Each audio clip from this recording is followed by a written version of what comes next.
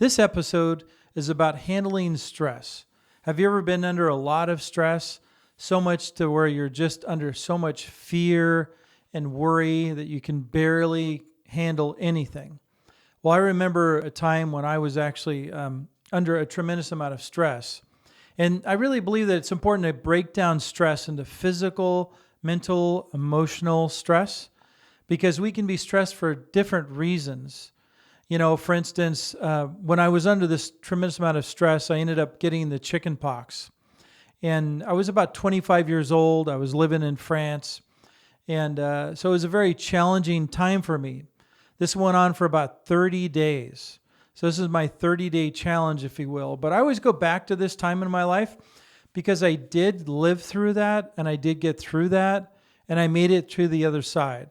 So I always think that, when you get through a stressful event, it's very helpful to be able to reflect upon that time that you did make it through, you're still alive. And I think that it affects, your future. It actually helps you to get through to the other side and to have the strength, the courage to face anything else after that point.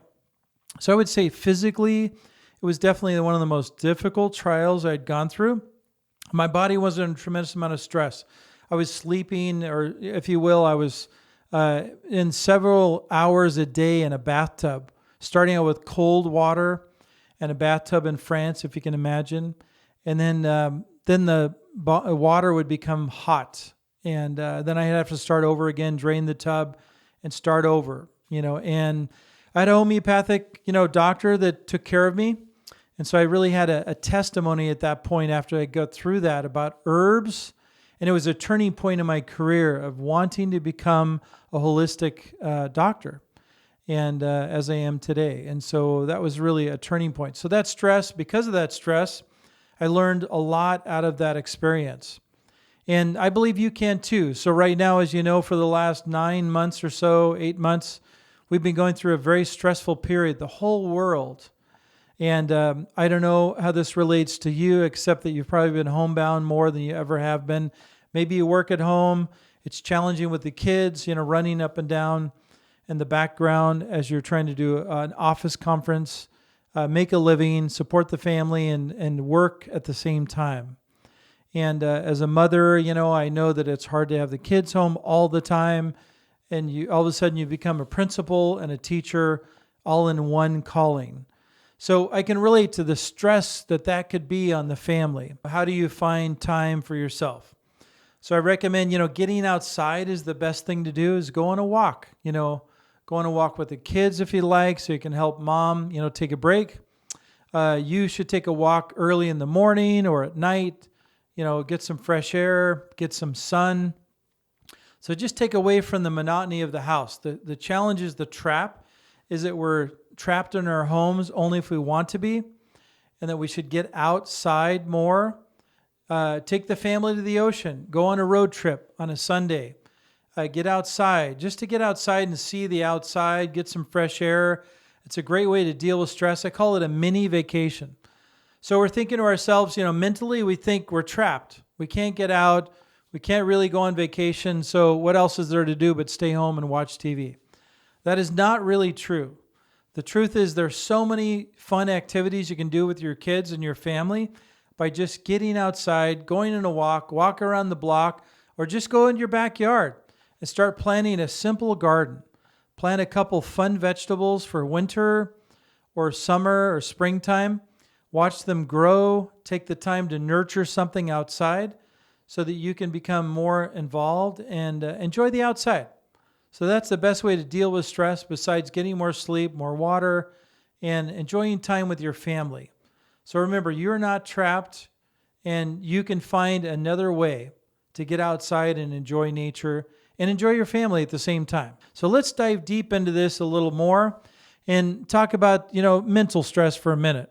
So mentally, when I had the chicken pox, I had to really reach and grab something higher, something as, I call it a high vibration, if you will, something that's positive.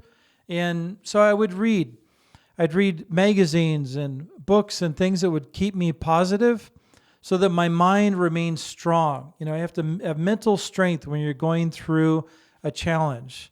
So look for things that are spiritually uplifting and that give you strength, whether it be testimonies or stories likened to your own, and so you can become stronger. And then physically, it's important when you're going through a stressful event that you are the strongest you can possibly be. So you need to make sure you get enough sleep. People think that as you get older, you get less sleep, but that isn't true, or that you need less sleep. That is not true. I really believe that you still need a minimum of 7 to 9 hours a night. It should be sound sleep. You shouldn't get up to go to the bathroom, and the room should be cool and dark and comfortable.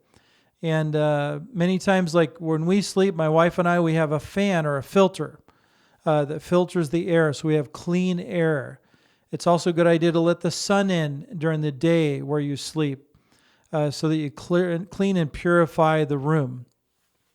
So then the other part to staying strong is eating a good diet and making sure that you eat foods that enrich your body and your mind, good fats, good seeds. Cheese seeds are one of my favorite. They really keep your bowels going. They give you energy. They're full of omega-3, so you need high omega-3s. They help serotonin and dopamine. And if you eat a bunch of junk food and white trash, as we talk about, which are processed white flour and sugar and dairy, then unfortunately you won't have enough serotonin to keep you happy, engaged, and driving and motivated. So motivation is such a big deal. People talk about it all the time, how they lack motivation, which is one of the major reasons why people come to me today during this pandemic, right? And so with that said, so you got to be strong also with water. You got to make sure you drink enough water to keep your stress levels down, because you don't want to stress your kidneys and your liver by being so toxic that you can't stay strong in these difficult times. And then emotionally, it's important that you stay close to your family. So part of the pandemic is that, they've kind of separated us, right? I mean, people they can't get together for Thanksgiving or Christmas, or, they don't want you to go outside or meet your family or friends. So I'm not telling you to be, to disobey the law necessarily, but it's important that you attend church and you stay connected socially to your family and your friends, and that you do the things that you were doing before with wisdom. Be wise. If you're sick or around somebody that's sick, obviously quarantine yourself. Do not do something that's, reckless. Use wisdom in all things. But remember that, if you take care of these different aspects of stress, then you will, be able to get through the stress, and the stress will be reduced. It's just like, when it's so stressful, it's like the ceilings come down on top of your head and you just can't handle it anymore. Sometimes you feel like you're being crushed. And so the way you handle it, the last thing that's important is really to do exercise. You must exercise to handle stress. You need to stress your body, your mind, your blood vessels, high intensity training where you do fast and slow. You need something to really speed up your blood supply. And stress your body, stress your muscles. Do something different. Take up dancing. Do something that really stresses your body so that you too can overcome the stress. So that, we know that Monday mornings are the worst time for stress, because it's stressful to go from a relaxing weekend to a stressful day at the office. So that's a perfect example of going from low stress to high stress. And that's when most people have a heart attack or a stroke. It's a proven fact. So this is why it's so important that you, reduce your stress levels by stressing your body with, exercise, drinking enough water, to summarize. Make sure you reduce your stress levels through prayer and meditation, through family and friends. Communicate with people about your stress and your worries. Keep a journal, and make sure you get enough sleep, get enough water, and make sure you take care of yourself with really good food, wholesome food. Remember, if you reach for the candy bar, the donut, it will never give you the nutrients or the stress factor to be able to defend yourself or deal with stress.